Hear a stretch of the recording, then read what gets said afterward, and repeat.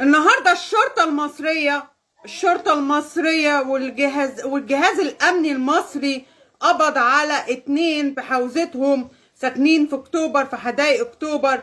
في حوزتهم كام؟ في حوزتهم 100 مليون جنيه مصري غير العملة الدولارية.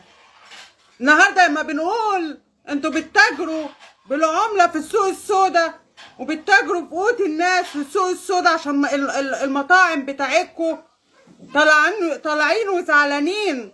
ما هي دي الحقيقة، هي دي الحقيقة اللي الشعب المصري لازم يعرفها واللي الحكومات بتاعتنا لازم تعرفها. النهاردة انت ما تحطليش عبء عليا وعلى ولاد بلدي علشان خاطر ضيف بلده امان يسافر بلده.